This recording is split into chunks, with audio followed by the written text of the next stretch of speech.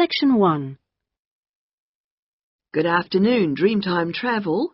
How can I help you? Oh, hello. I'm interested in the holidays you offer along the coast near here. Yes, we operate several tours up the coast.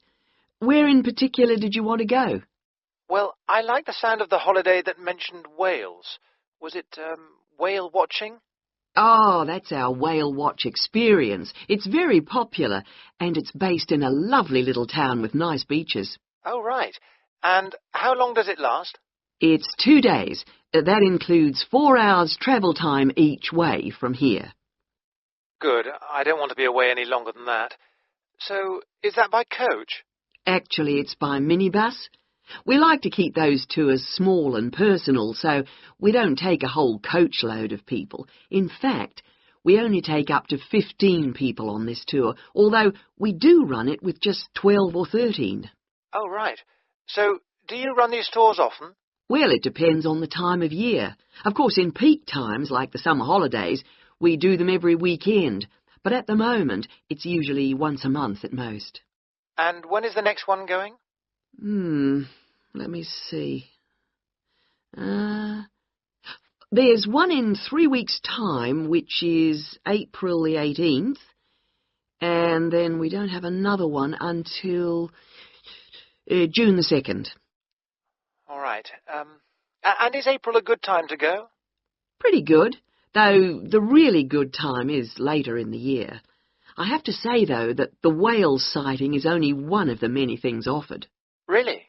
Yes, the hotel itself where you stay has great facilities. It's called the Palisades.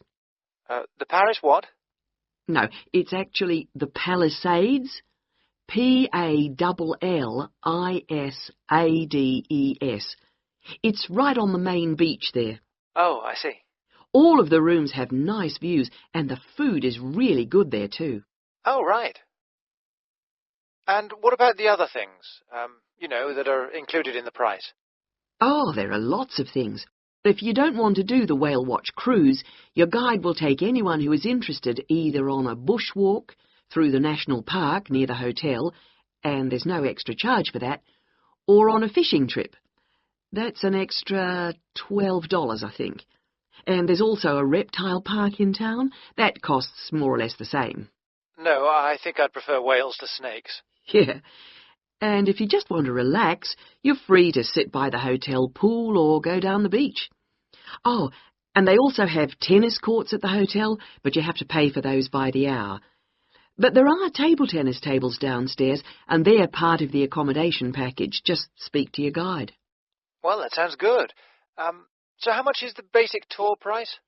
At this time of year, it's usually around $300, but let me check. It's actually $280. And the next tour, are there any places on that one? How many people is it for? There are 2 of us. Yes, that should be fine. Can I just mention that we require all bookings to be made at least 14 days before you travel to avoid cancellations of tours? And if you cancel within 7 days of departure, you will have to pay 50% of your total booking. Okay. And you also need to pay a 20% deposit at the time of booking. Can I pay that by credit card? Yes, you can. All right. What I'll do is I'll talk to my partner and get back to you. Fine. So I'll make a provisional booking, shall I? 2 for the Whale Watch experience. Let me issue you with a customer reference number for when you call back. Do you have a pen? Yes. Okay. It's 39745T. That's T for Tango. When you call back, ask to speak to the tour manager. That's me, Tracy. Fine, I will. Section 2. Hello and welcome to today's Buyer Beware program, where we give you some tips on how to spend your money wisely. Now, in today's show, we're looking at beds for children and babies. Let's start by looking at baby cots. That's for children of up to 3 years old. We tested 3 different cots, all in the budget price range, and as usual, we will feature the good points, the problems, and our verdict. The first cot we looked at was by BabySafe, and it had several good points to recommend it. Our testers liked the fact that it had 4 wheels, so it was easy to move around. The only slight problems with this cot were that it had no brakes, but they didn't think that mattered too much. At first they were a bit concerned about the side bar, because they felt babies could trap their fingers in it. But our testers felt that this was unlikely to happen, so they've given this one a verdict of satisfactory. The next cot was by Choice Cots, and this time our testers were pleased to find a cot which is simple to put together, unlike others we looked at. On the minus side, our testers did not like the fact that the side of the cot did not drop down, making it difficult to pick up newborn babies. However, the real problem with this cot was the space between the bars. Our testers found they were too wide and a baby could easily trap his head. We felt this was a real safety hazard, and so we've labelled this one dangerous, I'm afraid. And finally, better news for the Mother's Choice cot. This cot was slightly different in that although the sidebar did not drop down, the base could be raised or lowered into 2 different positions, making it safe as well as convenient. The negatives for this one were quite minor. The only niggle everyone had was the fact that it has no wheels, and the only other problem anyone could find was that there were pictures, which were simply stuck on and so could easily become detached. The makers have now promised to discontinue this practice. As this cot will then be safe in every way, we have made the Mother's Choice cot our best buy. Congratulations, Mother's Choice. So what features should you look for in a baby's cot? Well, obviously, safety is a very important factor, as well as comfort and convenience. We recommend that if you are buying a cot, do make sure that any metal present is not rusted or bent in any way. You should ensure your cot has only rounded or smooth edging without any sharp edges. This is especially important for wooden cots. And now, on to beds for toddlers. Section 3. Excuse me, I was told to come here for advice about management diploma courses. You've certainly come to the right place. Hi, my name is Monica. Nice to meet you. My name is Andrew Harris. So, Andrew, have you seen our diploma course prospectus yet? Yes, I've already looked at it. In fact, I thought the information on course content was really useful. But I'm afraid I'm a bit confused by all the different ways you can do the course. Full-time intensive, part-time, and so on. Mm-hmm. Well, let's see if I can help. I think each course type has its advantages and disadvantages, so it really depends on you, your own study habits, and your financial circumstances, of course. Are you working at the moment? Yes, I've been working in the administration section of the local hospital for the last 3 years. Mm-hmm. And before that, I worked in the office of a computer engineering company for 2 years. So I've got about 5 years of relevant work experience. Mm-hmm. And what I'm hoping to focus on is personnel management. I see. And are you planning to leave your current job to study, or are you thinking about just taking a year off? I want to know what my options are, really. I don't want to quit my job or anything, and my employers are keen for me to get some more qualifications, but obviously it would be better if I could do a course without taking too much time away from work. Right. So you don't really want to do the full-time course, then? No, not really. It's also a question of finances. You see, my office have agreed to pay the cost of the course itself, but I would have to take unpaid leave if I want to study full-time, and, well, I don't think I could afford to support myself with no salary for a whole year. Okay. Well, you have 2 other possibilities. You could either do the part-time course, that would be over 2 years, and you wouldn't have to take any time off work, or you could do what we call a modular course. You could do that in 18 months if you wanted, or longer. It's quite flexible, and it would be up to you. So what does the part-time course involve? For that, you would join an evening class and have a lecture twice a week. Then you'd have to attend a seminar or discussion workshop 1 weekend a month. What kind of coursework would I have to do? Well, it's a mixture. You'd be expected to write an essay each month, which counts towards your final assessment. You have a case study to do by the end of the course, which might involve doing a survey or something like that. And also you need to hand in a short report every 4 weeks. So that's quite a lot of work then, on top of working every day. It sounds like a lot of studying, and really tiring. Yeah, you certainly wouldn't have much free time. What about the modular course? What would I have to do for that? Well, that's where you get the opportunity to study full-time for short periods.